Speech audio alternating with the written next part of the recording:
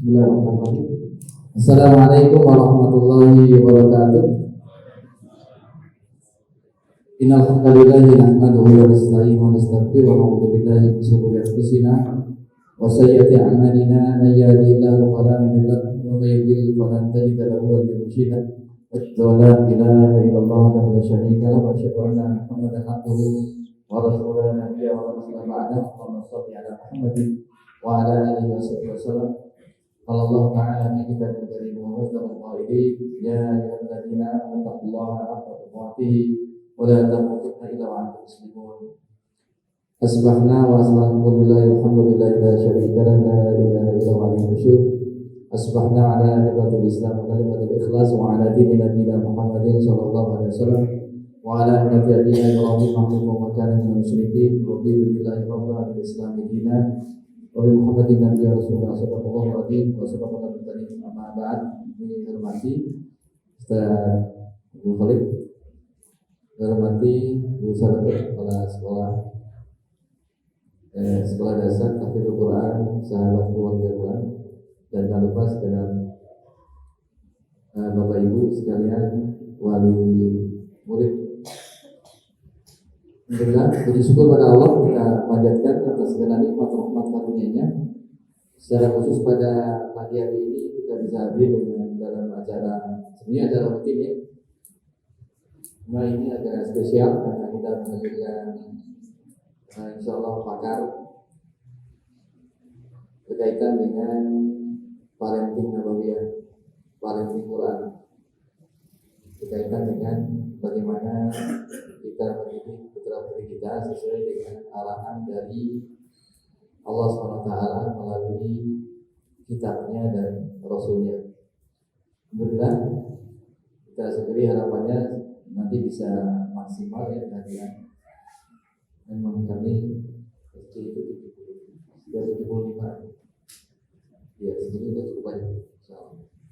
Bapak Allah, alhamdulillah pada pagi hari ini kita akan mungkin belajar lagi tentang pendidikan nabawiyah,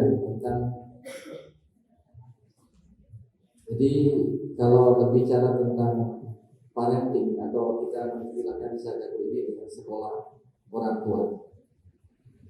Kenapa sekolah orang tua? Karena sesungguhnya yang butuh pendidikan, butuh ilmu kependidikan itu orang tua. Itu filosofi kita berpikir begitu. Karena yang butuh ilmu mendidik itu adalah orang tua. Sehingga butuh sekolah itu orang tua. Kalau anak itu nak sekolah malah senang. Orang libur malah boleh libur gitu. Balik kasih senang. Jadi waktu ya boleh. Saya anu dari jadi karena tugas pendidikan itu kan berkali-kali kami sampaikan, tugas kita sebagai orang tua kepada anak, bukan gurunya, bukan Pak Yai, tapi kita. Nah, jadi masalah di negeri ini hampir pendidikan dalam keluarga itu tidak terjadi. Semua pas laporan di sekolahan. Sehingga harapan orang tua anak di sekolah ini jadi soleh-solehah. Padahal sebaliknya guru itu menghendaki begitu anak dapat sekolah dia soleh-solehah. Sehingga dari tiga ilmu. Jadi kembali lagi, makanya kita adakan sekolah orang tua yang sifatnya rutin bulanan gitu. Itu dalam rangka agar kita membekali untuk kita semua tentang ilmu ini sehingga pendidikan dalam keluarga itu bisa berjalan dan berjalan dengan baik. Jadi harapan kita itu filosofinya. Yang kedua, Allah, dan kita mengambil tema sebagaimana dengan sudah terima temanya recovery. Bahasa kampus recovery. Pemulihan berarti harus salah. Dipulihkan itu berarti ada trouble. Kan gitu. Recovery diriku untuk buah hatiku. Jadi ini yang asal kita butuhkan materi ini. Kenapa kok recovery Pak? Perasaan aku ramah masalah.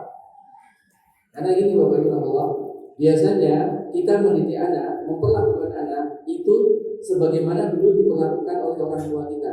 Biasanya niru, nek orang niru ki ono nilake. Kebanyakan pasti niru. Saya kasih contoh saya itu dengan anak itu robo kaku karena orang tua saya dulu begitu gitu. Bapak itu jarang ngobrol dengan anaknya, jadi sangat kaku gitu. Sehingga saya akhirnya begitu juga dengan anak. Terus mulai berubah, ini gak gampang berubah itu karena sudah kaku jadi gitu. Kemudian saya menikah, ada anak diperlakukan sama. Dan saya yakin jenengan juga gak jauh beda. Ini orang sing bedo itu spesial dan itu gak banyak. Yang jadi masalah ketika pelakuan orang tua kepada kita dulu benar, nah itu enak, kita juga benar juga. Yang jadi masalah ketika ada kelompok ternyata salah. Saya kasih contoh, saya ketika belajar tentang ilmu ini kepada beliau, kemudian ukur ternyata aku pelakuan anak itu salah gitu. Sehingga butuh aku memperbaiki diri sehingga bagaimana pelakuan kepada anak itu jadi benar. Jadi itu sekilas gambarannya Bapak Ibu berkaitan dengan tema kita. Kenapa kita pilih tema ini agar bagaimana kalau jenengan sudah benar, alhamdulillah, tinggal nanti butuh ditingkatkan. Tapi kalau mungkin ternyata aku yang benar, nah ini kita bagaimana memperbaiki sehingga ada istilah utang pengasuhan, utang pengasuhan. Karena mestinya disebut ini ternyata nggak begitu. Ya. Bagi Allah tidak berpanjang lebar, insyaallah sudah ini keterangan kita. Beliau nanti akan berikan ilmunya kepada kita. Beliau saya perkenalkan nama Ustaz Abdul Khalid. Lahir di Demak, asli.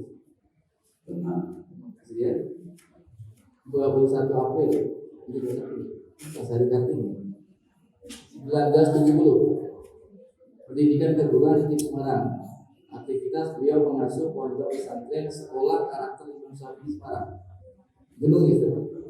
Jadi, statusnya beliau menikah 2 putra 3 putri dan punya cucu. Jadi sudah punya cucu ya. Saya belum tua aku belum.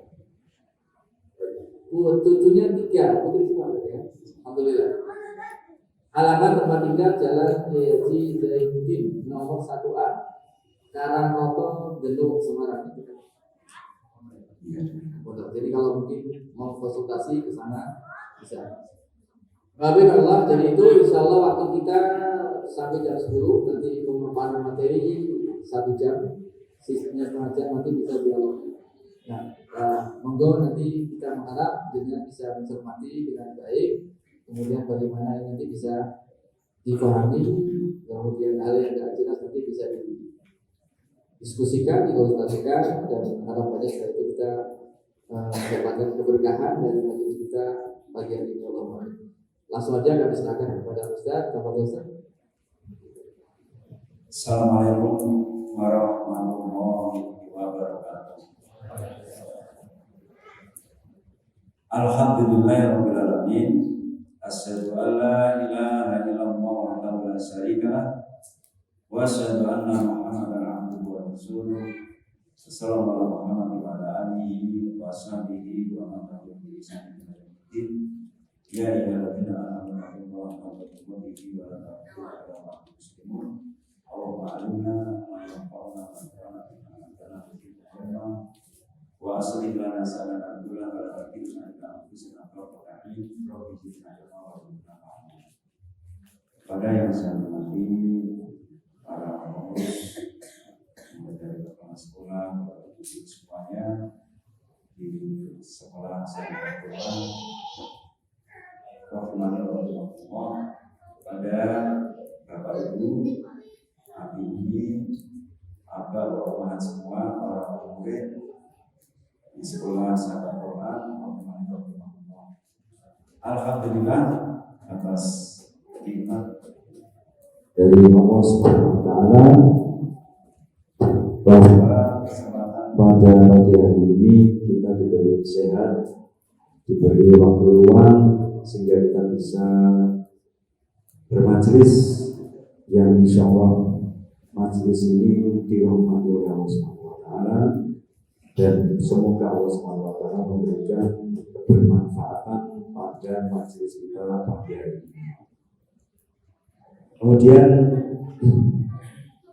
marilah kita selalu muhasabah diri, memperbaiki diri dalam segala hal, dalam kita beribadah kepada Allah, dalam kita berkarya, bekerja, dan juga dalam kita mendidik anak-anak kita. Kesempatan kali ini kita akan membahas tentang recovery diri. Recovery itu memperbaiki diri, berarti memperbaiki diri sendiri.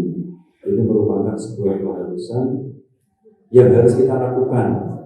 Ya, bahkan para ulama menyebutkan recovery diri itu harus dilakukan setiap saat, bahkan setiap menjelang tidur kita selalu melakukan muhasabah, introspeksi diri dalam rangka untuk memperbaiki diri sendiri. Kemudian mohon izin saya untuk berbicara di depan para ustadz, ustadzah, bapak ibu semua yang qadarullah Allah takdirkan mungkin saya hanya memiliki pengalaman lebih saja, namun dari segi keilmuan mungkin juga sama, bahkan mungkin bisa kurang dari bapak ibu semuanya dan para ustadz dan ustadzah semuanya. Kalau beliau tadi menyebutkan saya pakar, itu belum pakar, ya. Hanya saja apa yang saya sampaikan itu adalah berdasarkan pengalaman kami, ya, pengalaman kami, walaupun kami dalam pengalaman mengajar masih kalah dengan Ustadzah Sarotul, ya, kepala sekolah di sini, masih kalah pengalaman. Beliau itu lebih lama mengajar dari kami, dari saya.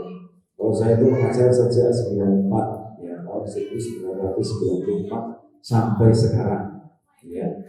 Mulai mengajar dari SD, SMP, kemudian SMA, SMK, kejar paket sampai ke perguruan tinggi. Yang belum pernah saya mengajar itu ngajar TK, itu belum pernah.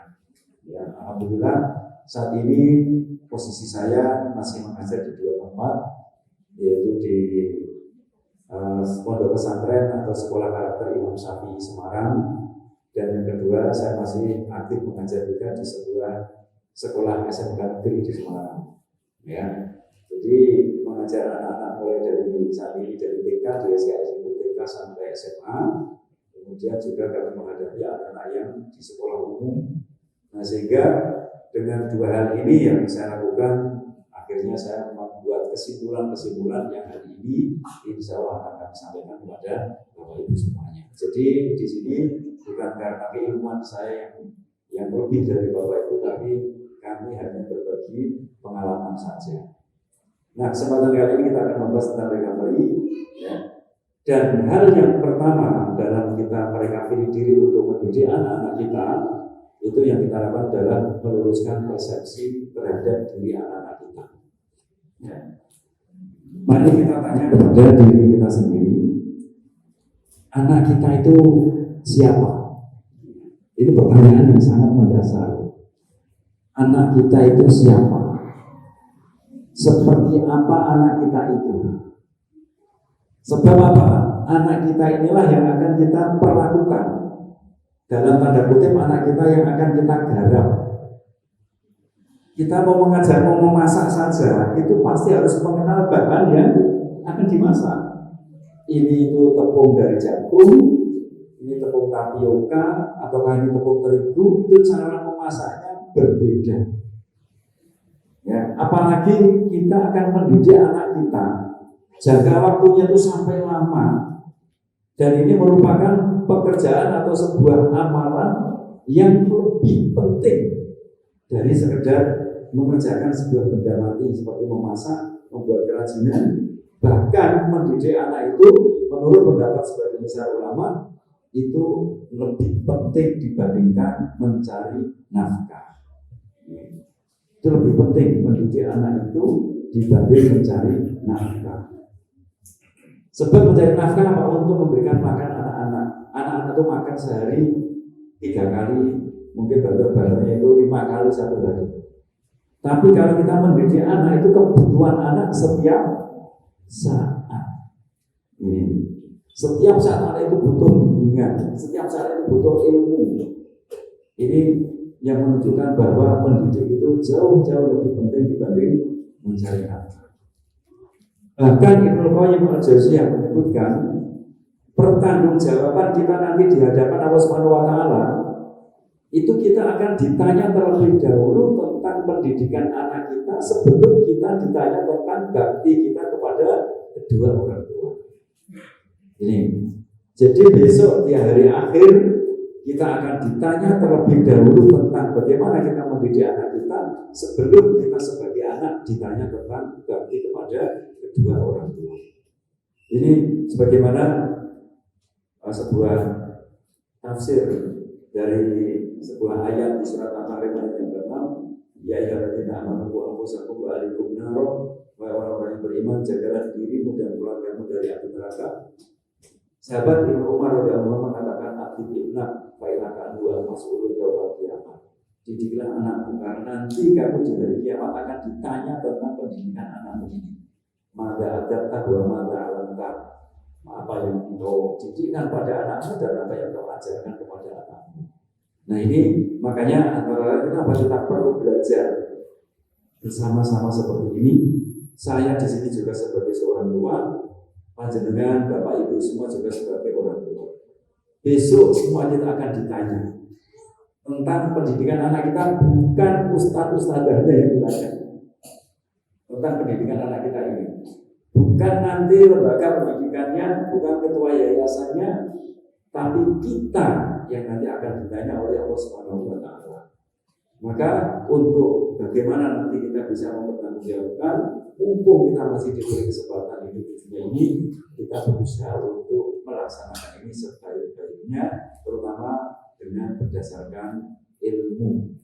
Yaitu yang pertama, ilmu mengenal anak kita. Siapa anak kita? Itu sangat amat penting sekali. Kalau kita salah mempersepsikan siapa anak kita, maka kebelakangnya akan salah. Contoh misal, kita akan mengerjakan sebuah barang. Ini namanya apa ini? Oh, itu kayu padahal itu besi. Kira-kira nanti dalam mengerjakan ada kesalahan enggak? Pakai gergaji kayu, ternyata ompong semua giginya. Loh, namanya kayu, ternyata besi. Bisa salah. Ini. Dan nanti bisa merusakkan bahan itu sendiri. Nah, jawaban yang paling mendasar anak kita adalah manusia. Ini jawabannya yang mendasar. Mengapa jawabannya begitu sederhananya? Tapi ternyata kita lupa ketika mendidik bahwa anak kita itu manusia. Mengapa demikian? Kadang-kala kita itu mendidik anak kita itu sama seperti menginstal, ya, terutama dalam hal tahfidz gitu ya. Seperti menginstal file murotal dalam laptop, dijejerkan itu saja. Terus pokoknya dihafal dulu. Oh, target ini 1 semester harus selesai, maka kamu harus hafal 1 juz. Akhirnya dijejer-jejerkan, anak mau nggak mau harus dihafalkan. Tanpa peduli anak senang atau tidak senang, anak paham atau tidak paham yang dihafal. Ini sama seperti menginstal aplikasi dalam komputer, ini namanya memesinkan manusia. Ini tanpa kita sadari. Kadang-kala kita pun juga mendidik anak kita itu seperti seolah-olah kita itu menjinakkan binatang liar, ya, di kandang, ya, kemudian dikurung, dikekang, diancam. Kalau nanti dia benar, dipuji, dikasih hadiah. Kalau dia salah, dihukum. Nah, ini seperti apa Bapak Ibu? Sama seperti kita melatih hewan sirkus. Tanpa kita sengaja pun kadang-kadang kita itu menghilangkan manusia dalam mendidik anak tanpa kita sadari. Nah, maka fitrah inilah yang nanti mengarahkan kepada kita semua, insya Allah, yang nanti dalam mendidik anak itu memanusiakan manusia. Tentu saja kita tidak boleh salah persepsi tentang diri anak kita yang dirinya adalah manusia. Beredar di masyarakat kita, bahkan di pengajian-pengajian, sering kita dengar, anak adalah seperti kertas putih yang kosong. Sering mendengar Bapak ya. Oleh karena itu, mumpung dia masih kecil, didiklah dengan baik. Akhirnya sekecil-kecilnya anak itu dijejeli dengan berbagai pengetahuan, dengan hafalan dan sebagainya, yang akhirnya bisa merusak fitrah anak-anak kita. Maka ini mungkin ringkasan dari yang apa sudah Bapak pelajari tentang fitrah. yaitu apa perbandingan persepsi orang tua yang menganggap anak kertas kosong dan persepsi orang tua yang menganggap anak itu lahir dalam keadaan fitrah. Ya. Kertas kosong ini sebagaimana teori yang disampaikan oleh John Locke dari Inggris. Teori John Locke ini disebut dan terkenal sekali dengan teori tabula rasa, atau disebut juga dengan teori empirisme, bahwa anak lahir itu seperti kertas putih yang kosong, maka anak itu tergantung dari pendidiknya, 100% tergantung dari pendidiknya. Dan kemudian kaum muslimin ikut dengan teori ini. Dengan apa dalil? Kullu mauludin yuladu ala fitrah. Setiap anak lahir dalam keadaan fitrah. Fitrah dimaknai dengan suci, dimaknai dengan bersih. Kemudian fa'abawahu mu'awidanihi atau nasironihi atau majisanihi. Kemudian kedua orang tuanya lah yang menjadikan anak itu menjadi Yahudi, Nasrani, Majusi. Sehingga kaum muslimin mengartikan, oh ini benar teori ini, kertas putih yang kosong. Karena pakul maulidin yuladu ala fitrah. Namun, kalau kita memaknai fitrah berdasar pendapat para ulama, para ahli ilmu, ya, antara lain bahwa mana fitrah itu, sebagaimana di tafsir Ibnu Katsir disebutkan bahwa fitrah itu adalah al-Islam.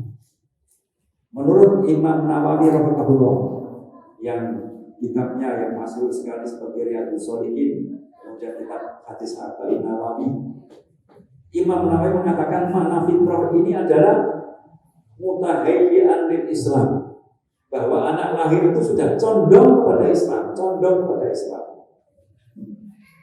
Kemudian disebutkan juga, ulama yang menyebutkan bahwa al-fitratu fitrah itu adalah mailul qalbi, ya, mailul qalbi, yaitu kecenderungan hati, liqabulil haqqi, untuk menerima kebenaran, wa amalihi, dan mengamalkannya. Bahkan yang lebih ekstrim lagi, makna fitrah ini menurut Ibnu Hajar di kitab beliau yang sangat masyhur yaitu Fathul Bari, yang jilidnya sampai panjang sekali, sampai 30 berapa sekali.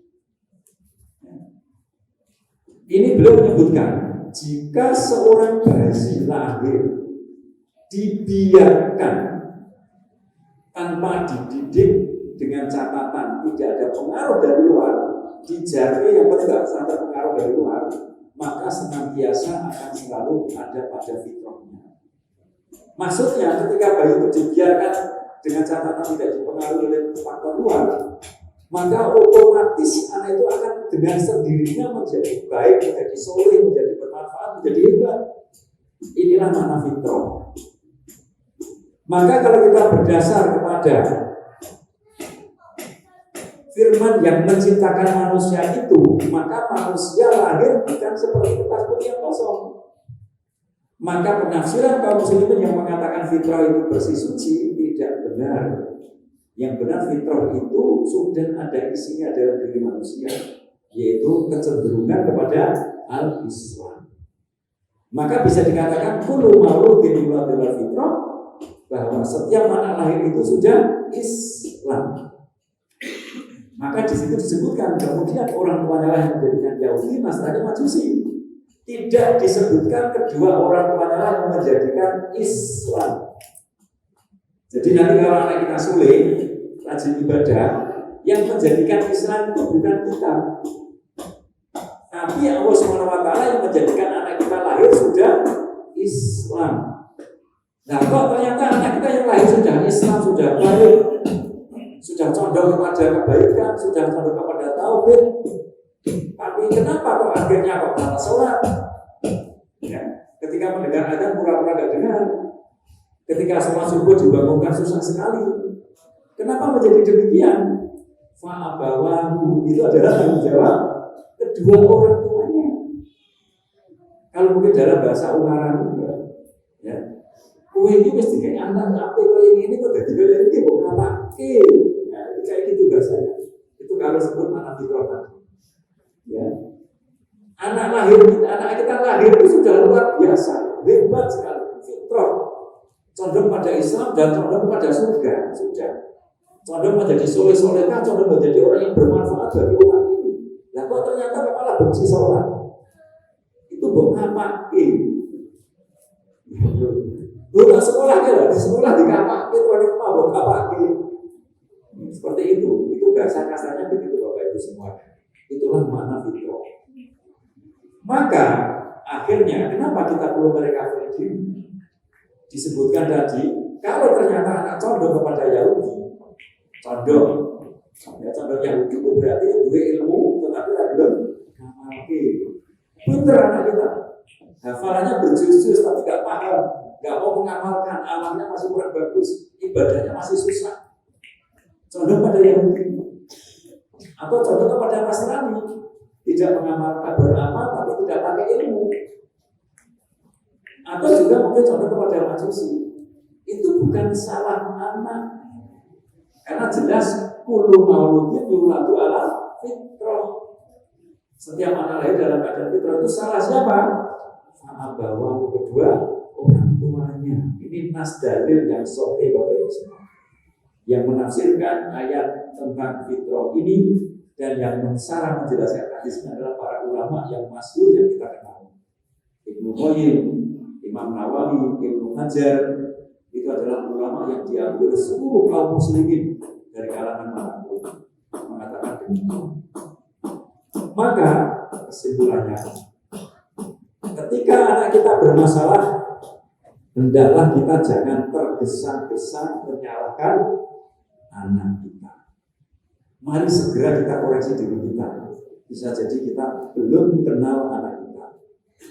Anak kita itu manusia, dan mereka lahir fitrah. Fitrah itu apa saja? Yang pertama, fitrah keimanan. Anak kita lahir itu sudah mencintai ibadah, itu sudah bawaan lahir. Kok ada anak gak suka ibadah, berarti rusak fitrahnya. Siapa yang merusak? Pak bapak kedua orang tuanya. Itu nas dari demikian. Yang kedua, anak lahir itu kondisi pembelajar yang sangat tangguh. Sejatinya sejak lahir itu anak itu gak ada anak itu yang benci belajar. Tidak ada anak satupun yang lahirnya itu malas belajar, itu gak ada. Semua anak itu tangguh dalam belajar. Kullu mauludin, setiap anak tanpa kecuali. Buktinya secara nyata, ketika anak kita lahir biasanya kan hanya terletak sama menangis. Coba lihat 2 tahun kemudian, bisa apa anak kita? Bisa bicara, bisa berjalan, bahkan ada yang bisa berlari. Apakah kita yang ngajari? Kita pernah mengatakan kepada anak kita, nah, ya, nanti sore jam 4 Bapak panggilkan pelatih bicaranya Bayu paling hebat di Ungaran ini. Kamu siap-siap ya nanti latihan biar cepat ngomong. Gak pernah seperti itu. Tapi ternyata anak bisa bicara. Kita pun juga gak pernah mengatakan, ibu nanti panggilkan pelatih bicaranya Bayu tingkat nasional. Ya, besok jam 8 kamu akan dilatih biar kamu cepat berjalan. Pernah kita mengatakan demikian? Tidak pernah. Tapi mengapa mereka bisa berjalan? Karena setiap anak adalah pembelajar yang sangat tangguh. Itu asalnya. Tapi kenapa sekarang kok setelah sekolah besar kok malas belajar? Siapa yang nanti bertanggung jawab? Pak Bawa kedua orang tuanya. Itulah makna fitrah. Yang ketiga, anak lahir dalam keadaan membawa fitrah bakat. Fitrah bakat ini menunjukkan bahwa tidak ada anak yang tidak berpotensi. Ini menunjukkan bahwa tidak ada anak yang tidak cerdas. Semua anak adalah berpotensi dan semua anak adalah cerdas. Hanya potensi dan kecerdasannya berbeda-beda. Saya pernah dikomplain dengan salah seorang orang tua yang kedorong diberi rezeki anaknya itu anak berkebutuhan khusus atau ABK. Tanya kepada saya, pertanyaan ini adalah 9 tahun yang lalu. Ya, Kalau anak itu semuanya hebat, nggak ada anak yang tidak cerdas, nggak ada anak yang tidak berpotensi. Bagaimana dengan anak saya ini? Anak saya berkebutuhan khusus, sekolah umum aja nggak mau terima. Sekolahnya hanya di sekolah luar biasa, yang itu mungkin bisa dikatakan oleh masyarakat itu sekolah untuk anak-anak buangan. Bagaimana bisa dikatakan setiap anak itu hebat? Waktu itu saya nggak bisa menjawab. Tapi hari ini kami telah memberikan beberapa anak yang ABK. Ya, beberapa anak di sekolah kami itu banyak anak ABK, anak berkehebatan khusus. Itu kesimpulannya begini. Setiap anak yang memiliki kekurangan di bawah teman-temannya, ya entah mungkin speed delay, ngomongnya telat, entah mungkin autis, banyak bergerak, gak fokus, entah mungkin disleksia, bacanya bolak-balik, tulisnya juga bolak-balik. Tapi ternyata mereka semua itu memiliki kehebatan melebihi teman-temannya yang berbeda dengan teman-temannya. Ya. Ini seperti ini, ada anak yang speed delay. Mentalnya waktu itu ketika dia harusnya kelas 4, kami masukkan ke TK. Tapi ternyata ketemu bahwa kecerdasannya adalah seperti anak SMA. Sekarang anaknya sudah kelas 6 dan dia sangat pintar dengan pelajaran-pelajaran di sekolah tingkat lebih tinggi. Kehebatannya ketemu. Maka ketika anak kita itu bagi kita seolah-olah tidak memiliki kehebatan, ya, seolah-olah bahwa anak kita itu masa depannya suram, adesu. Maka jangan ratapi kekurangannya, tapi mari gali potensinya. Insya Allah itu ada di sinilah fitrah bakat. Karena setiap anak itu hebat. Tanpa kecuali dalilnya kullu mauludin, setiap anak tanpa kecuali. Kemudian kehebatan anak yang keempat adalah fitrah perkembangan. Setiap anak itu berkembang. Kalau anak kita umur 5 tahun kok gak mau sholat, jangan kemudian membayangkan berarti sampai besar gak mau sholat terus. Jangan kebayang putus sebab nanti ada masa-masa perkembangan. 7 tahun mulai tumbuh nalarnya, 10 tahun sudah mulai mandiri sehingga boleh dipukul ketika gak mau sholat. Begitu seterusnya sampai akhir hayat. Jadi ada fase-fase perkembangan dan setiap fase itu ada perlakuan yang berbeda-beda. Ini. Maka kalau kita mengatakan ketika ada kupu-kupu bertelur, kemudian telur kupu-kupu itu menetas, apakah langsung jadi kupu-kupu? Jadilah ulat yang mungkin menjijikkan kita. Nah, kalau pikiran kita itu negatif, berarti nanti besar akan menjadi ulat yang besar. Nantinya akan menjadi ulat. Ternyata dalam waktu sebentar, ulat tadi itu akan menjadi kepompong. Jadi kepompong. Nah, setelah jadi kepompong, maka sebentar lagi nanti akan menjadi kupu-kupu yang indah. Nah, inilah fase-fase.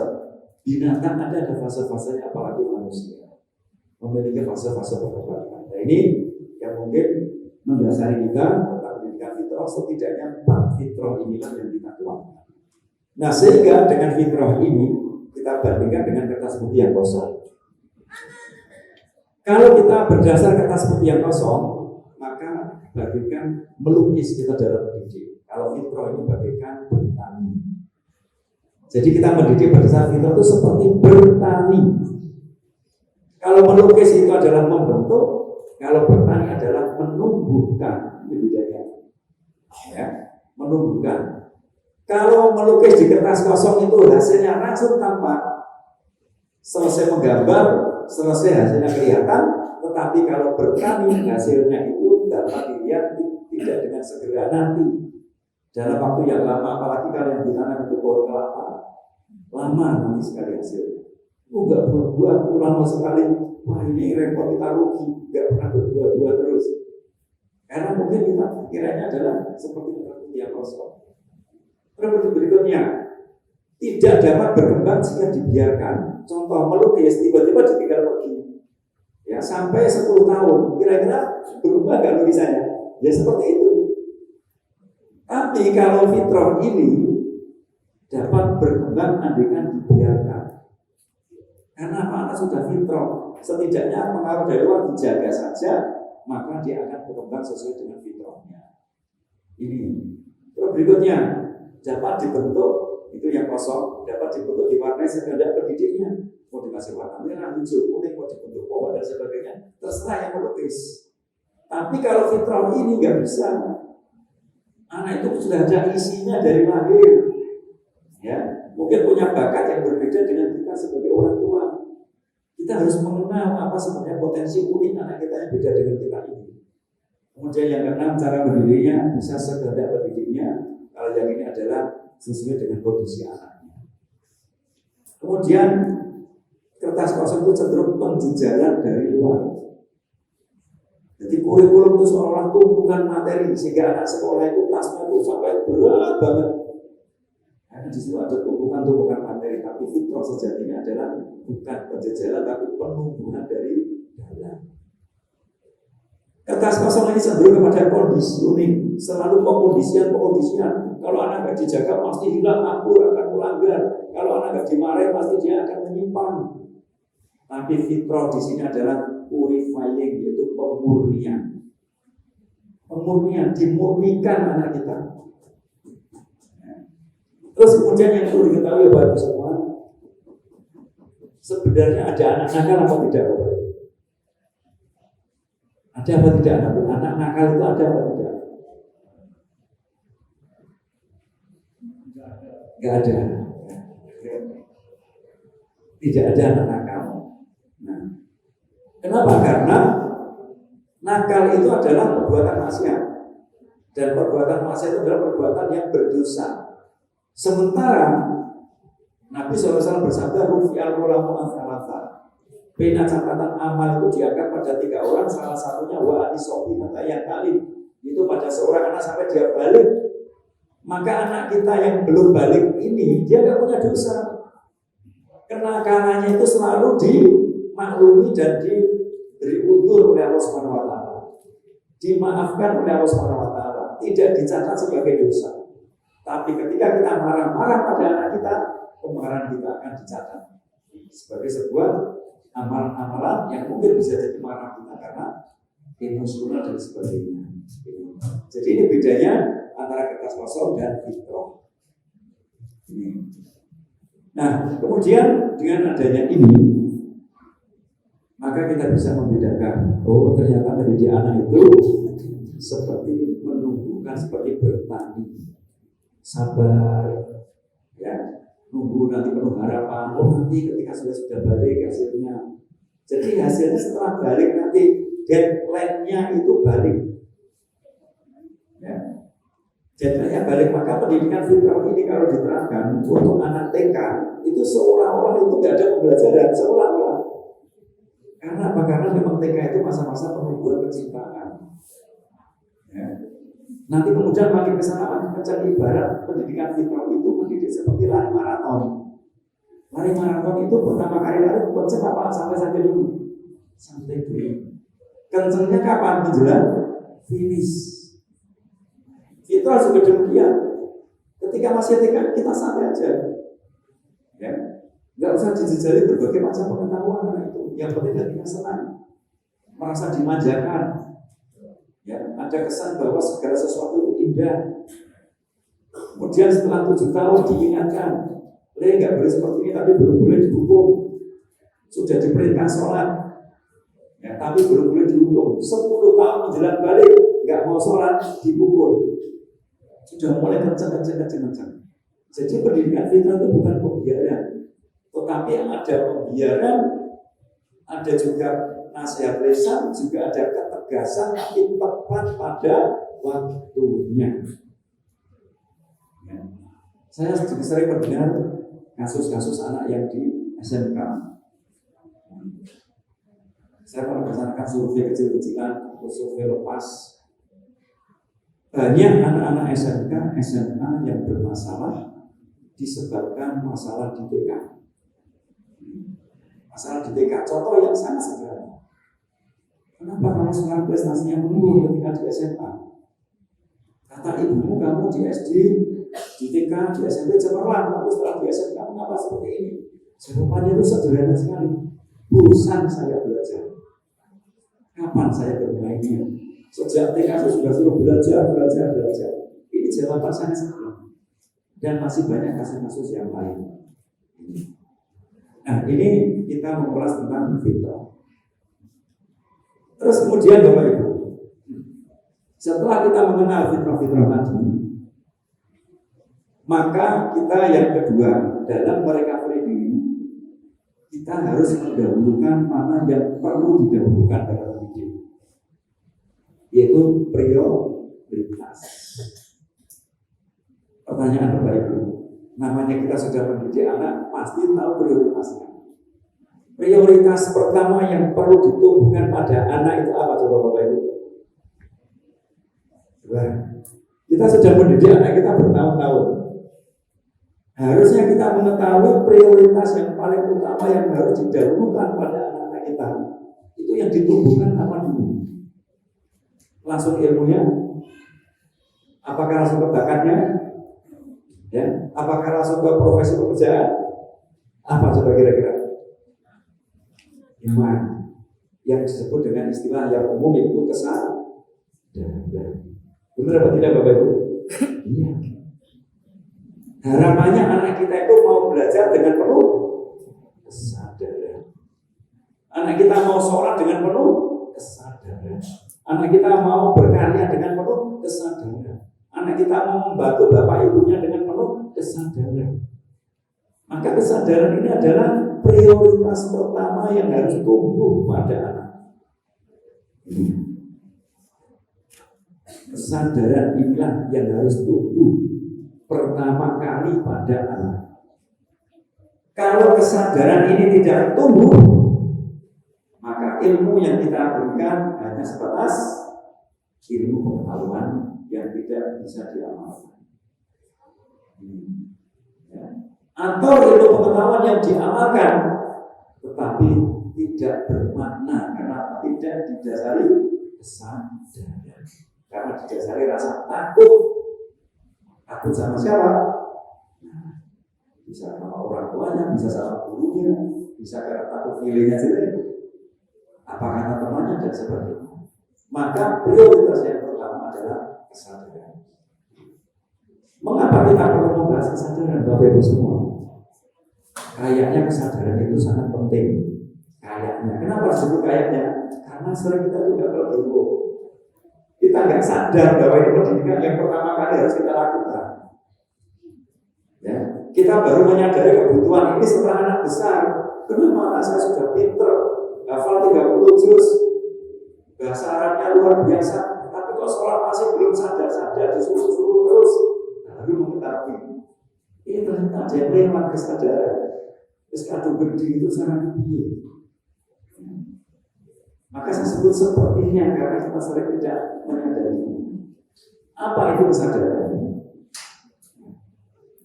Makna kesadaran ini kalau kita buka kamus, kita buka buku-buku psikologi, itu maknanya macam-macam.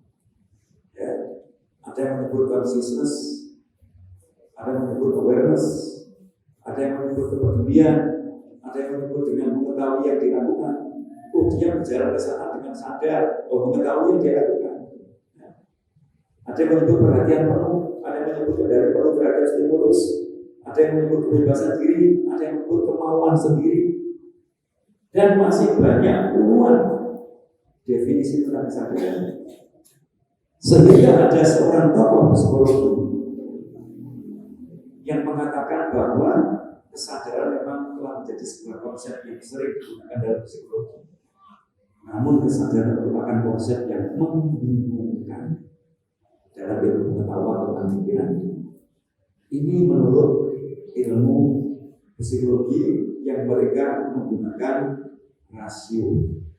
Semua harus bisa dilogika. Maka begitu kalau pakai logika, kita berbicara kesadaran itu membingungkan. Nah, terus kemudian kesadaran itu letaknya di mana? Kesadaran itu letaknya ada di akal menurut rasionalis. Akhirnya mereka bingung. Nah, terus kesadaran menurut Islam itu di mana? Nah, sekarang kita bicara tentang kesadaran ini. Kesadaran itu ada di jiwa manusia. Sedangkan jiwa manusia itu nggak bisa diteliti dengan logika, tidak bisa disurvei, tidak bisa diamati, tidak bisa diobservasi. Yang bisa diobservasi adalah gejala-gejalanya, yaitu kecenderungan jiwa, yaitu di akal dan di al-hawa. Al-qalb itu dasarnya adalah nafsul mutmainnah, al-akal dasarnya adalah nafsul lawwamah, dan al-hawa itu adalah dasarnya di nafsul ammarah. Inilah struktur jiwa menurut Al-Quran, yaitu setiap manusia yang memiliki perasaan, setiap manusia memiliki pikiran, dan setiap manusia memiliki fisik. Nah, kira-kira di antara tiga unsur jiwa ini, kesadaran ada di mana? Di perasaan, pikiran, atau gerakan? Ada di hati, yaitu di perasaan. Inilah kesadaran tepatnya di sini. Nah, kalau kesadaran itu ada di hati, maka kalau kita kembalikan kepada perkataan para ulama, maka sejatinya kesadaran itu adalah cinta. Kesadaran itu adalah mahabbah, rasa cinta itulah. Maka bisa kita katakan, anak saya mau belajar dengan penuh cinta, dengan penuh kecintaan. Anak saya mau membantu orang tuanya dengan penuh kecintaan. Anak saya mau ibadah sholat dengan penuh kecintaan. Akhirnya inilah menurut Islam bahwa kesadaran itu tidak membingungkan, karena jelas kesadaran itu adalah sebenarnya adalah mahabbah. Ada apa dengan cinta ini? Mengapa kita perlu membahas ini? Karena ini penting. Menurut Ibnu Taimiyah, al-hubbu wal iradatu aslu kulli amalin wa harakatin fil amali. Cinta dan kemauan adalah pokok dari setiap perbuatan dan penggerak aktivitas dunia ini. Kenapa Bapak Ibu hadir di sini? Karena cinta. Cinta kepada anak, cinta kepada ilmu, cinta kepada Islam, cinta kepada saudara, dan sebagainya. Kemudian juga Ibnu Taimiyah mengatakan al-hubbu aslu kulli amalin. Cinta itu pokok dari semua perbuatan. Ya. Kemudian juga saya Ibnu Taimiyah mengatakan aslu amalin kulliha huwa al-mahabbah. Pokok semua perbuatan adalah cinta. Ibnu Qayyim juga mengatakan kuwatul mahabbah wa du'fuha bihasabi kuwatil iman wa du'fihi. Kuat dan lemahnya cinta seseorang itu sebanding dengan kuat dan lemahnya keimanannya. Ya. Kuat cintanya seseorang itu, kuat lemahnya cinta seseorang sebanding dengan kuat lemah iman seseorang. Maka inilah cinta. Dan pendidikan cinta inilah yang hilang dalam pendidikan kita secara umum. Karena pendidikan kita secara umum itu mulai dari akal fisik. Ajarkan, biasakan, berputar pada itu terus. Tapi bagaimana kesadaran ini ditumbuhkan? Enggak kesentuh. Maka bisa ada sebuah pepatah terkait dengan masalah kesadaran ini, penciptaan ini, yaitu fondasi yang kokoh tetapi tidak tersentuh. Maka hari ini kita akan membahas masalah cinta ini agar kita bisa merekapitulasi diri kita. Terus pertanyaan, bagaimana cara menumbuhkan cinta? Cara menumbuhkan cinta itu bagaimana? Sejenak kita perhatikan alur pendidikan anak-anak kita saat ini. Kalau kita mengajarkan anak kita saat ini mendidik itu kan langsung diajarkan, ya, langsung diajarkan, kemudian dibiasakan. Begini kan biasanya. Nah, ini saya ajari sholat, caranya begini. Udah sekarang praktek. Ayo masjid sama Abi, sama Umi, sama Bapak Ibu. Diajarkan, dibiasakan, biasakan. Ya. Ini yang sering terjadi, bahkan keputusan Menteri Pendidikan nomor 21 tahun 2015 bahwa urutan penumbuhan karakter anak di dalam lembaga pendidikan itu dimulai dengan dipahamkan. Setelah itu kemudian dibiasakan, akhirnya nanti akan menjadi budaya. Terus penumbuhan cintanya di mana? Penumbuhan cintanya di mana? Nggak muncul. Nah, maka di dalam pendidikan fitrah ini ada yang namanya penumbuhan kecintaan.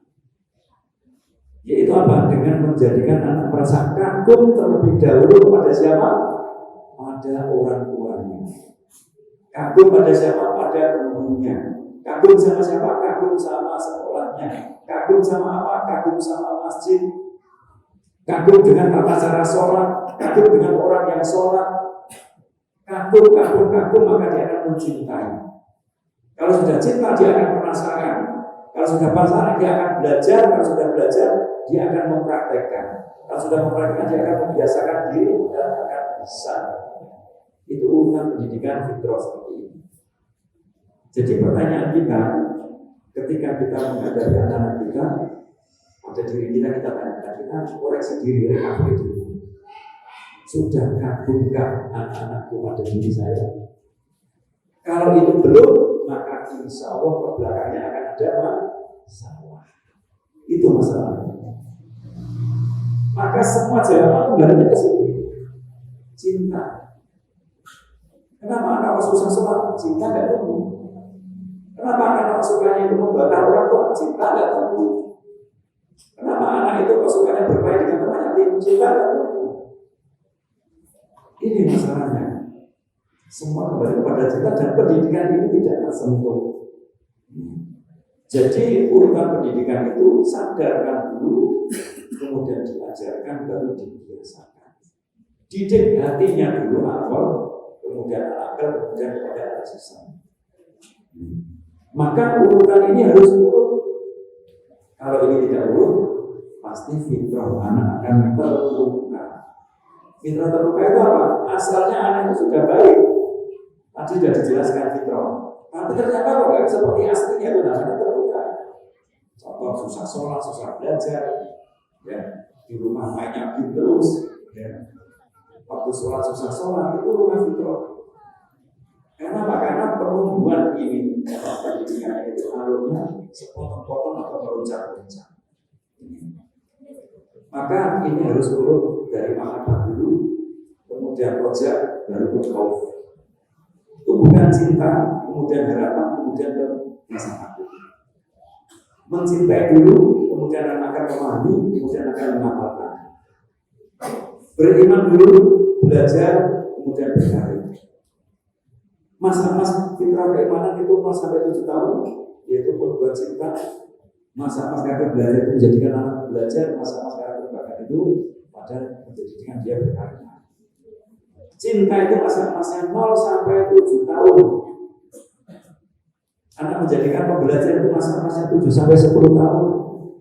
Sedangkan masa-masa untuk anak menjadi berkarya itu masa-masa 10 sampai 20. Ada masa-masanya. Nah sekarang anak saya sudah berarti besar, sudah SMA, yang ternyata kecintaannya nggak tumbuh, nggak ada kata terlambat, masih ada recovery, ya, nggak ada kata terlambat dalam Islam, nggak ada kata terlambat. Ketika 0 sampai 7 tahun anak dibangun seperti raja, 7 sampai 10 seperti teman. Nah, menjelang balik seperti tawanan, ya, dimanjakan, kemudian dianggap seperti teman dengan diarahkan, dibimbing, kemudian berikutnya adalah ditegasi, dikasih hati, diomongi, ditegasi. Ya, kasih hati dulu, jangan langsung kemudian diomongi, tegasi, ngomongin, tegasi, hatinya nggak kesentuh. Urut dari hati dulu. Iman, ilmu, dan amal itu urut, ya, nggak bisa diruntak-runtak. Nah, kemudian kita nggak membahas masalah bagaimana kita menumbuhkan ilmu dan amal karena kita sudah kenyang sekali. Pendidikan kita sudah bahkan berlebih-lebih. Orang tak nama yang bahasa Jawa. Sekarang yang kita bahas ini, nah, yang kita bahas adalah pendidikan cinta.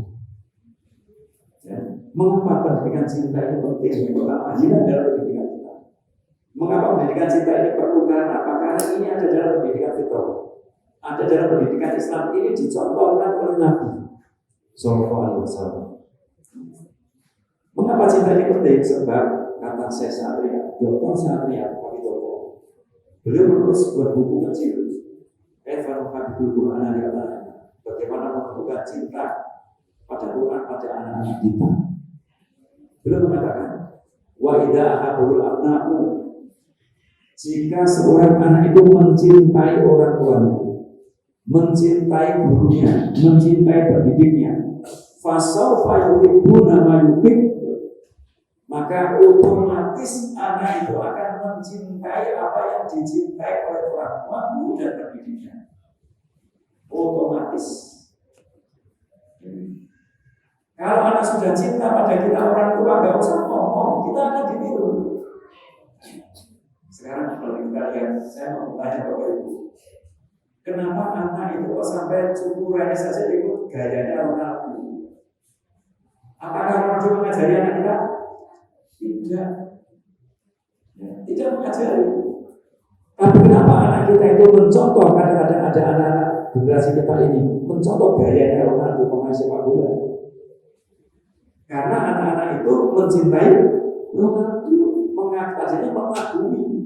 Setelah mengagumi dia mencintai, setelah mencintai meniru apa yang disukai oleh Ronaldo. Otomatis. Mengapa mereka nggak mau meniru kita yang selalu ke masjid? Karena mereka tidak mencintai kita. Cintanya kurang, kalah dengan cintanya kepada Ronaldo. Mereka lebih pilih untuk nonton sepak bola daripada ke masjid. Ini cinta. Maka ini penting sekali dan ini pokok permasalahan dari semua permasalahan pendidikan kita. Cinta. Maka kalau cinta tidak ditumbuhkan, kurikulum dibuka kali berkali-kali pun hasilnya ketemunya yang akan berganti-ganti terus. Karena tidak menemukan solusinya. Tidak menemukan solusinya. Solusinya ada di sini. Mengapa dulu para sahabat Nabi yang kecil-kecil belum balik, ketika Nabi mau berangkat perang, mereka datang daftar. Daftar apakah ingin menonton? Tidak. Mereka ingin mati. Mengapa mereka sampai segitu kuatnya untuk mengikuti keinginannya, untuk mengikuti Nabi? Karena apa? Cinta. Itu didikan Nabi. Jangankan yang sholat subuh, cinta mereka tidak diminta sejak datang. Padahal belum wajib masih ada. Sering terjadi seperti itu. Nah inilah pendidikan cinta. Nah, kemudian kalau cinta itu awalnya ditumbuhkan dengan rasa kagum, pertanyaannya bagaimana agar anak itu mengagumi kita? Biar anak kita kagum sama kita itu dengan cara apa? Ya. Yaitu dengan mengisi tali cinta. Saya akan bicara tali cinta Bapak Ibu yang lebih lukis, ya. Di hati anak-anak kita, ya. Di hati anak-anak kita, ya. Itu ada sebuah ruangan. Jadi sebuah ruangan di sudut hati anak-anak kita. Ruangan itu digunakan untuk menyimpan sebuah perasaan Bapak Ibu. Yang lebih memahami ya juga seperti itu. Perasaan apa yang disimpan di ruangan tadi? Di sudut hati tadi yaitu perasaan merasa disayangi. Merasa disayangi. Nah, tempatan diri itu sering disebut dengan istilah tangki cinta. Ya. Kalau tangki cinta ini kering, anak merasa nggak disayangi, maka anak akan berusaha mencari siapapun yang bisa mengikuti tangki cinta. Karena tangki cinta ini harus penuh pada diri anak dan pada diri kita juga. Kalau ini kering pasti akan mencari-cari. Kenapa ada orang kok rela gue sampai ke sana kemari hampir tiap hari? Ini mengisi tangki cinta. Cari komunitas. Karena komunitas itu dia merasa diri, komunitas itu yang mencintai. Mengapa anak itu cenderung kepada temannya dibanding kepada orang tuanya? Karena bagi anak itu temannya lah yang berhasil mengisi tangki cintanya dibanding dengan orang tuanya. Jadi anak itu akan mengagumi siapapun yang telah berhasil mengisi tangki cintanya. Siapapun. Kenapa ada anak yang cenderung masuk kepada geng, kelompok, dan sebagainya? Karena kelompok itulah yang berhasil mengisi tangki cinta. Mengapa anak itu cenderung untuk main HP dibanding ngobrol dengan orang tuanya? Karena anak itu merasa bahwa HP lah yang berhasil mengisi tangki cintanya. Maka mengatasi kecanduan HP bukan dengan pencegahan dengan HP. Kembali ke pokok masalahnya, yaitu tangki cinta. Maka kalau kita ingin anak kita itu tidak kecanduan HP, maka mari kita orang tua itu berlomba-lomba untuk mengisi tangki cinta anak, jangan sampai kalah dengan HP. Itu pokok permasalahannya di sini. Sebab sudah terbukti Bapak Ibu semua, anak dicegah dengan HP. Bahkan sampai ada anak yang karena inginnya menggunakan HP ini, sampai rela itu uang sakunya itu ditabung. Dia rela nggak mau beli makanan, nggak beli jajan di sekolah, hanya ingin apa? Membeli HP, bahkan sampai bertahun-tahun. Nanti kalau di rumah dicegah, maka begitu main di rumah temannya, di sana ada HP, maka anak cenderung keluar rumah. Dia akan berusaha berjuang dengan cara apapun untuk mendapatkan HP. Itu anak sekarang. Maka dengan mencegah, menghalang-halangi anak totalitas 100%, itu tidak mencegah mereka canduan HP. Namun pembiaran pun juga tidak dibenarkan. Yang ada adalah pembimbingan dalam menggunakan HP, antara lain dengan mengisi tangki cinta mereka. Terus kemudian berikutnya, tidak ada orang tua nggak sayang anak, tetapi ternyata banyak sekali anak merasa tidak disayang oleh orang tuanya karena orang tua tidak berhasil mengisi tangki cinta anak-anaknya. Anaknya menganggap bahwa orang tuanya nggak sayang, temannya lah yang sayang, padahal orang tuanya lebih sayang. Inilah bahasa yang salah pada orang tua. Maka bahasa yang pertama kita gunakan untuk mendidik anak-anak kita adalah bahasa hati, Bapak Ibu. Ya, bahasa hati. Bahasa hati adalah bahasa yang tidak bisa diurut. Bahasa hati adalah bahasa yang tidak bisa dinalar. Bahkan bahasa hati adalah bahasa yang tidak umum beredar di masyarakat. Ini dilakukan oleh Nabi SAW. Ya. Bahasa hati inilah adalah bahasa yang digunakan untuk mengumpulkan cinta. Nah, apa bahasa hati ini? Sebagaimana dicontohkan oleh Nabi SAW, bagaimana Rasulullah SAW itu menggunakan bahasa hati.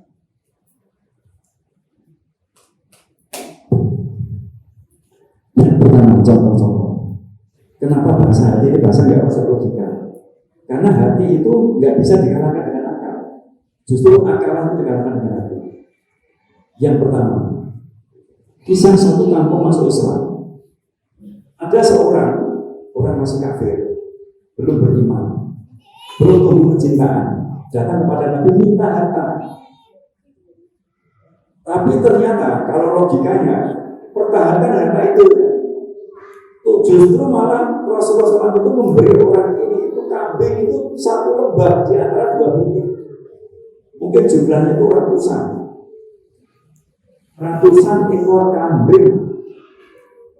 Ini kan nggak masuk logika kan? Mungkin orang bisa mengatakan kaum muslimin kan yang belum punya masih banyak, yang masih fakir miskin juga, kenapa diberikan orang yang kafir seperti ini? Kan nggak masuk logika. Inilah bahasa cinta Bapak Ibu semua. Akhirnya orang itu pulang ke kampungnya, berteriak kepada kaumnya, ternyata dia kepala suku. Orang itu berteriak, wahai kaumku, masuklah kalian semua ke dalam Islam. Kaumnya tanya, kenapa kami harus masuk Islam?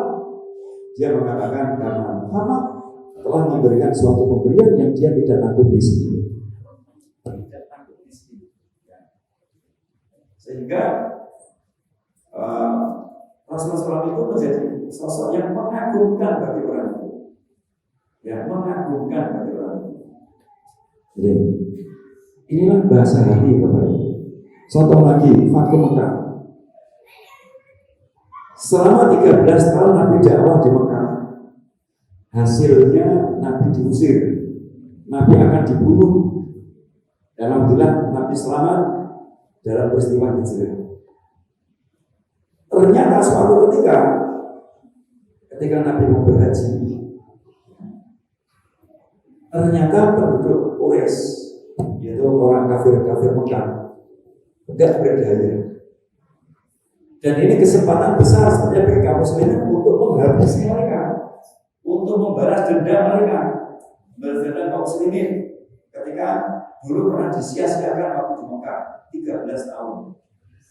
Tapi ternyata Nabi SAW ketika sampai di sana, ada yaumul marhamah. Ini adalah hari kasih sayang. Barang siapa yang masuk ke dalam rumahnya Abu Sufyan dia selamat. Barang siapa yang masuk ke rumahnya masing-masing dia selamat. Barang siapa yang masuk ke dalam masjid dia selamat.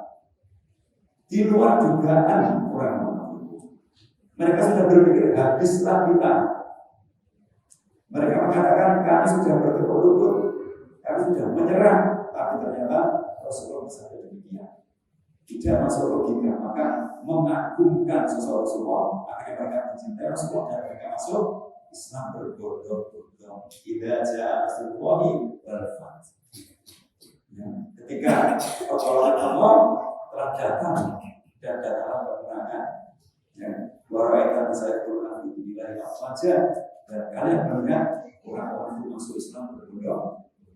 Inilah pendidikan hati. Ya, tidak masuk logika. Kisah perang Hunain.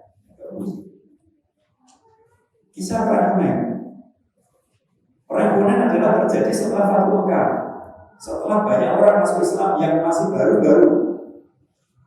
Tentu saja yang baru masuk Islam itu perangnya masih setengah-setengah. Tapi ketika pembagian rampasan perang, orang yang baru masuk Islam yang perangnya masih setengah-setengah itu dapat bagian banyak-banyak. Ada yang 100 ekor unta, ya ada yang dapat 200, 300. Tapi kaum Ansor yang berjuangnya mati-matian banyak yang tidak dapat bagian. Ini yang membagi Rasulullah. Secara logika, ada orang mengatakan waktu itu Rasulullah tidak adil. Akhirnya Rasulullah bersabda, kalau kalian mengatakan saya tidak adil, lalu siapa lagi yang tidak adil? Karena ini tidak masuk logika. Ya. Sudah diberi jatah banyak, masih rebutan. Bayangkan, sampai Rasulullah terpojok kepepet di pohon berduri waktu itu, sampai selendang beliau jatuh. Itu padahal sudah dikasih banyak-banyak. Sahabat Ansor tidak ada kebahagiaan, tapi dia hanya komentar saja. Rasulullah mengatakan kalau masih ada sabar, semuanya ini sudah habis. Ya. Kemudian kau masuk protes. Rasulullah tidak adil. Lalu kaum akhirnya dikumpulkan oleh Rasulullah. Rasulullah bersabda, "Wahai sahabat kaum Ansor, aku memberi mereka harta agar mereka lebih tertarik dengan Islam. Apakah kalian tidak itu? Sementara Islam sudah ada pada diri kalian dan guru kalian sesat. Kemudian aku memberikan mereka harta. Mereka pulang membawa harta, sedangkan kalian nanti pulang membawa Nabi. Apakah kalian tidak itu?" Akhirnya kau masuk dan menangis, menyesali ucapannya. Inilah bahasa hati. Tujuannya adalah untuk membangun hati orang-orang yang beriman untuk menggunakan kecintaan.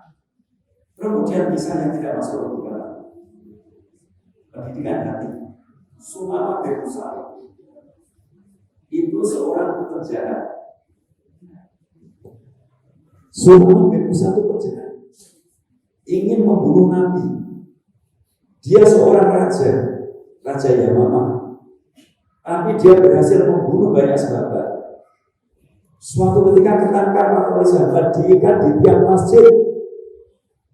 Kalau logikanya diapakan semua itu? Habis. Sudah tertanam di lingkungan wilayah kaum muslimin, di masjid lagi, masjidnya Nabi lagi. Logikanya dihabisi. telah membunuh banyak sahabat, ingin membunuh Nabi penjahat besar. Tapi mari kita perhatikan apa yang Nabi lakukan. Nabi masuk ke rumah ketika melihat Sumamah menikah. Tanya kepada istrinya, "Wah istriku, ada makanan yang enak?" "Enggak ada Rasulullah." "Memang buat siapa?" "Kita kedatangan tamu kehormatan." Bayangkan. Akhirnya Rasulullah memerintahkan kepada para sahabatnya, "Wahai sahabatku, layani orang ini seperti tamu kehormatan." Enggak masuk logika. Kemudian ketika Rasul bertemu dengan Sumamah, logikanya diseramai, ya, atau dihukum. Tapi Rasulullah mengatakan kabar, menanyakan kabar seperti ketemu sahabat. "Ma'indaka ya Sumamah." "Sumamah, kabarnya bagaimana?" Bayangkan. Ternyata Sumamah jawabannya rujak sombong. Ya, rujak sombong. "Weh Muhammad, kamu tanya keadaanku?" "Ya, keadaanku idza taqtul dadanin." Kalau kamu membunuh aku Muhammad, ketahuilah kamu itu membunuh darah terhormat. Ini itu apa aja? Orang terhormat. Kemudian keadaanku yang kedua Muhammad, aku orang yang tahu diri. Aku orang terhormat. Kalau kamu membebaskan aku pasti akan berterima kasih, akan bersyukur. Dan yang ketiga Muhammad, aku itu orang kaya-kaya. Kamu minta apa? Minta tebusan apa? Berapapun yang kamu minta, apapun yang kamu minta, aku turuti. Itu kalau kita mikirnya gimana itu? Gila yang baik, kita yang baik-baik, jawabannya sombong. Kalau kita mungkin sudah, itu logika. Ternyata Rasulullah meninggalkan semua. Beliau sholat di masjid bersama sahabat, bermajlis dengan sahabat. Hari kedua masih sama pada Rasulullah seperti itu. Jawaban semua masih sombong luar biasa. Sampai hari ketiga masih sama seperti itu. Ini gak masuk logika. Harusnya kan dihabisi kan. Ternyata keputusan hari ketiga ini yang Rasulullah lakukan lebih tidak masuk logika lagi. Yaitu beliau bersabda kepada para sahabat, memerintahkan sahabat, "Aqliqus Sumamah, bebaskanlah Sumamah." Kalau kita mungkin takut gak sih? Pimpinan kita ini juga bisa masuk akal. Ini sudah dienak-enakin gitu, dari masih sombong kayak gitu, kok malah dibebasin, ini logikanya gimana? Ternyata setelah dibebaskan, Sumamah lari, berkorban, mandi di sana, kemudian kembali lagi ke masjid. Sahabat sudah siap-siap dengan pedangnya, jangan-jangan Sumamah akan melukai Nabi, akan mencelakai Nabi. Ternyata datang kepada Nabi mengucapkan syahadat masuk Islam. Nah, mengapa bisa demikian? Karena kagumnya Sumamah pada Rasulullah SAW. Kagum, akhirnya muncul rasa cinta dengan perkataan beliau yang masyhur, "Wahai Rasulullah, sebelum ini orang yang paling aku benci di muka bumi ini. Tidak ada orang yang lebih aku benci kecuali engkau Rasulullah. Tapi setelah ini, ya, manusia yang ada di muka bumi ini, yang paling aku cintai adalah engkau." Rasa kagum inilah sebenarnya awal dari sebuah pendidikan. Baru setelah itu diajarkan tauhid. "Kemana kamu Sumamah? Aku mau umroh." Maka barulah Sumamah diajarkan tauhid yang tarbiyah yang bertauhid, yang baik kemudian diakhiri dengan lasana. Akhirnya Sumamah adalah orang yang pertama mengumandangkan tarbiyah yang bertauhid. Ini adalah contoh-contoh yang dilakukan oleh Rasulullah SAW ketika Rasulullah itu mendidik hati seseorang, menumbuhkan kecintaan, menumbuhkan kesadaran. Terus kemudian semua anak Rasulullah itu adalah bahasa hati.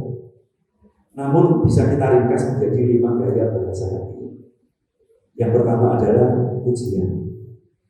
Ya, ma'indaka Sumamah, bagaimana kata-kata yang menyemangati. Seberapa sering kita memuji anak kita? Seberapa sering?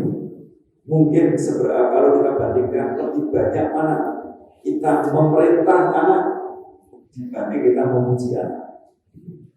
Seberapa sering kita memarahi anak dengan memuji karyanya.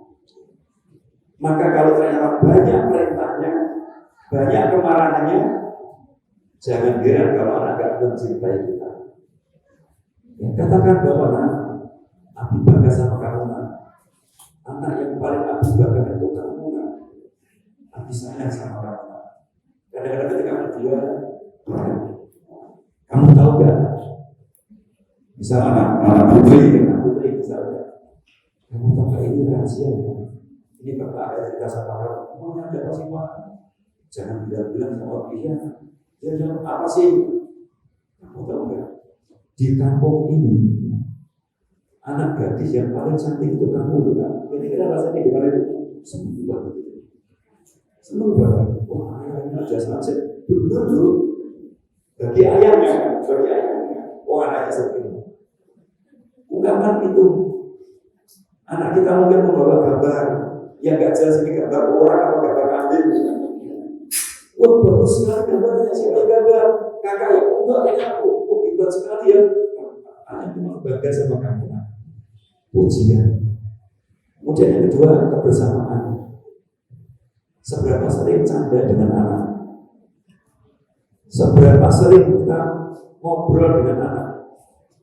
Seberapa sering kita dengan tenang mendengarkan keluhan anak, walaupun mungkin menyalahkan kita, ya, mendengar curhatan anak.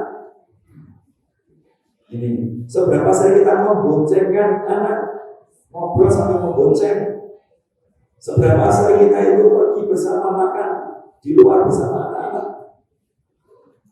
Kalau ternyata jarang sekali kita lakukan, jangan heran kalau anak itu enggak mencintai kita.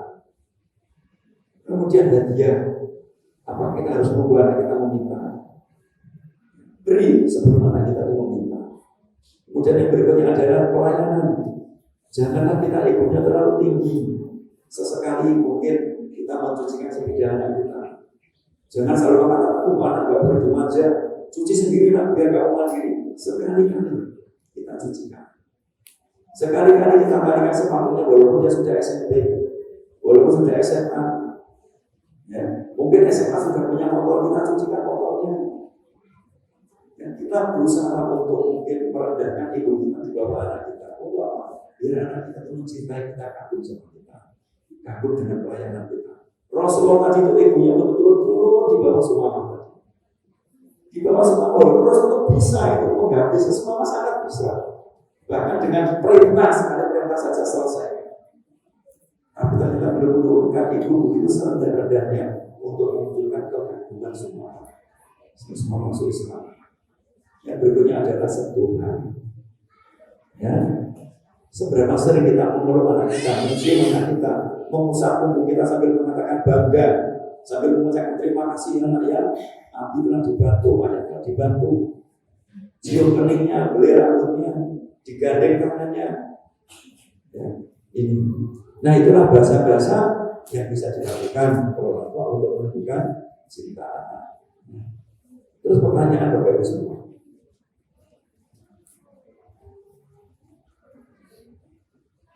Terus bahasa cinta itu yang bahasa bagaimana? Pendidikan cinta itu bagaimana? Ternyata cinta itu tidak dapat diajarkan Bapak Ibu. Karena cinta bisa menular tanpa disengaja. Kalau kita mendidik anak dengan logika saja sulit menumbuhkan cinta. Cinta tidak dapat ditumbuhkan dengan akal, tapi hanya ditumbuhkan dengan hati. Akal tidak dapat mengalahkan cinta, tapi cintalah yang mengalahkan akal. Maka kalau ada orang jatuh cinta sering sekali tidak masuk akal. Cinta tidak tumbuh dengan nasihat lisan. Cinta tidak tumbuh dengan pendisiplinan. Bahkan cinta tidak tumbuh dengan paksaan atau hukuman.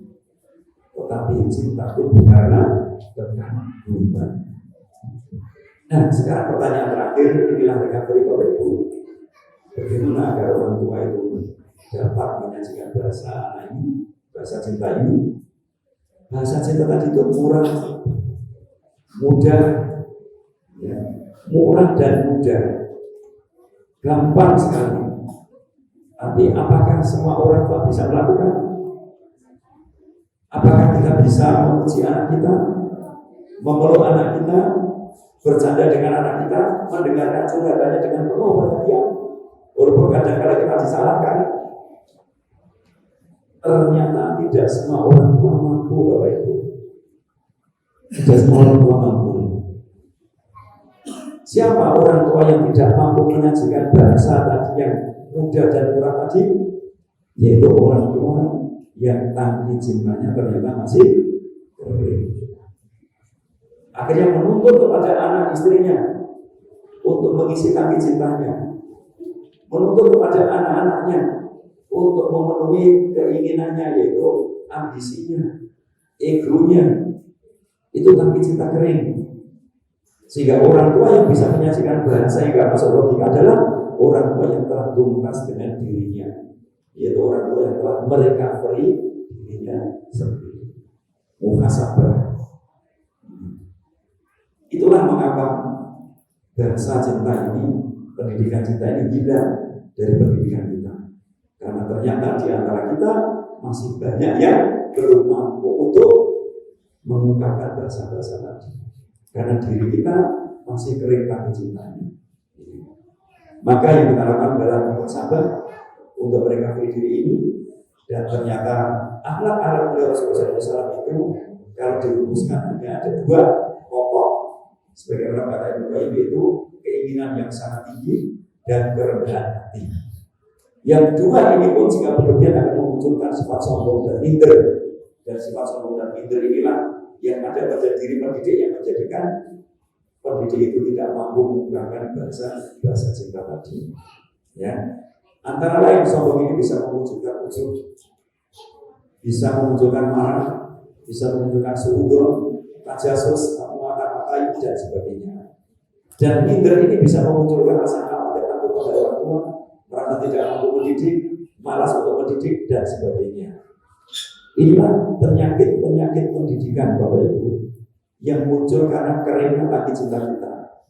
Nah, solusi terakhirnya Bapak Ibu, apa yang harus kita lakukan? Satu langkah dalam merecovery diri adalah mari kita meraih pada diri kita agar kita merasa bahwa Allah lah yang paling sayang kepada kita. Bukan kita pasang pengumuman tangki cinta kering siapa yang mengisi.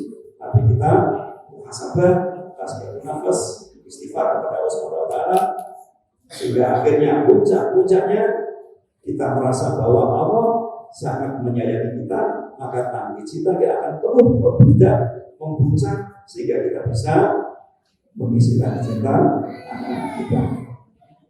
Itu mungkin yang bisa saya sampaikan Bapak Ibu. Endingnya adalah pengisian tangki cinta diri kita sendiri. Karena ternyata diri kita masih memiliki hutang-hutang pengasuhan masa lalu. Kita adalah produk pendidikan 20-30 tahun yang lalu. Dan pada pendidikan itu pun pendidikan cinta tidak ada. Ya. Maka kita pun menyadari bahwa diri kita, para orang tua pun juga memiliki hutang-hutang pengasuhan yang tidak tuntas pada masa lalu. Akhirnya hutang ini kita aktifkan kepada anak-anak kita, yang akhirnya melukai fitrah anak-anak kita, yang nanti akhirnya anak kita pun akan menagih cucu-cucu kita nanti, begitu seterusnya. Maka mari kita potong siklus ini dengan recovery ini, ya, sehingga dengan tasbih nafas ini hutang pengasuhan ini bisa menjadi tercover dan kita tidak mewariskan hutang ini kepada anak-anak kita. Demikian, waalaikumsalam. Betul. Kalau ayam itu waktunya kurang banget, sehingga masih cukup panjang dua bulan karena waktunya sangat pendek. Tapi sudah banyak hal bisa kita peroleh dari ini. Salah ada waktu 30 menit ke depan. Kami buka beberapa pertanyaan untuk tanya jawab. Mungkin pertama 2 pertanyaan dari Bapak dan 2 pertanyaan dari Ibu. Ayo monggo yang mau bertanya dipersilahkan.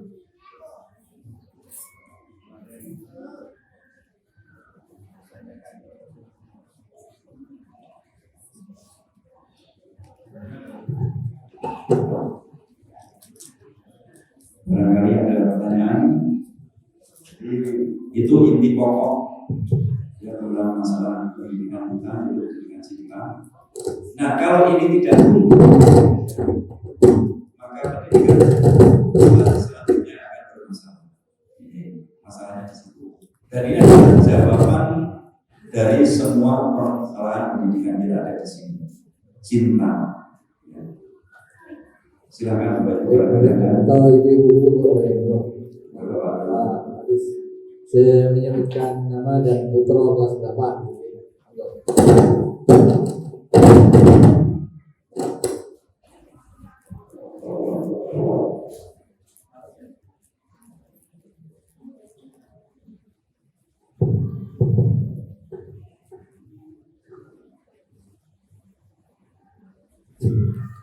Bismillahirrahmanirrahim. Assalamualaikum warahmatullahi wabarakatuh.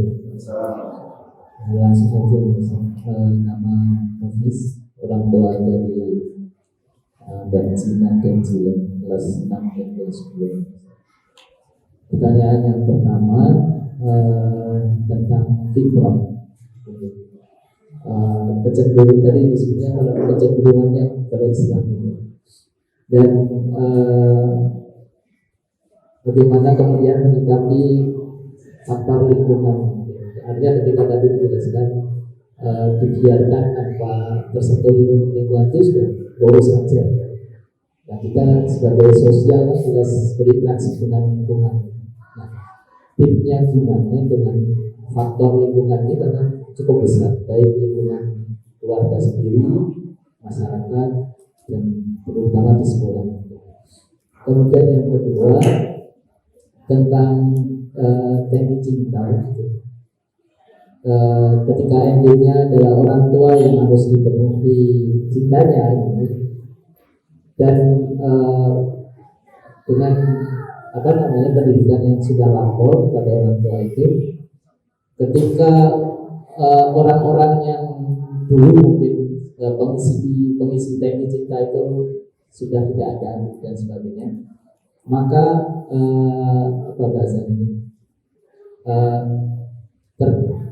yang pertama yang saya tanyakan adalah terkadang manusia itu kan secara fisik butuh tidak sekedar hanya pujian dan sebagainya.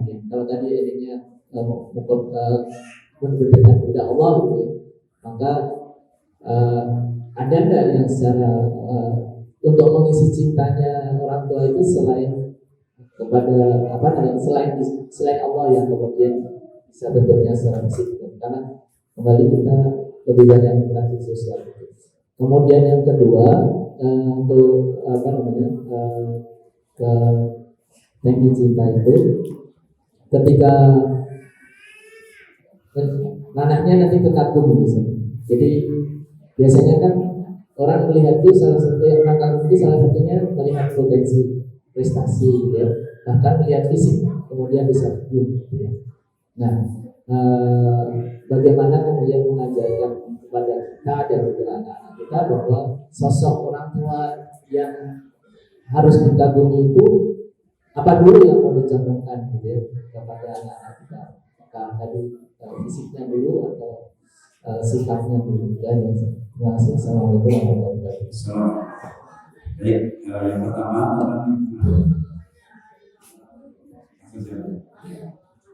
jadi ada istilah imunitas sosial. Imunitas sosial itu berarti menjadikan anak menjadi imun terhadap pengaruh lingkungan. Imunitas sosial itu ya ini ketika anak sudah merasa disayang oleh orang tuanya. Ya, jadi kembali pokoknya di sini. Kalau anak merasa kagum sama orang tuanya, mencintai orang tuanya, bangga dengan orang tuanya, terus kemudian keluar ada temannya. Dan ternyata temannya ini perilakunya itu tidak sesuai dengan apa yang orang tua inginkan. Kira-kira mudah terpengaruh atau tidak? Sulit terpengaruh. Masih tidak kembali pulang. Ayah, teman saya kok seperti ini. Karena cintanya sama ayahnya, sama ibunya. Inilah imunitas sosial.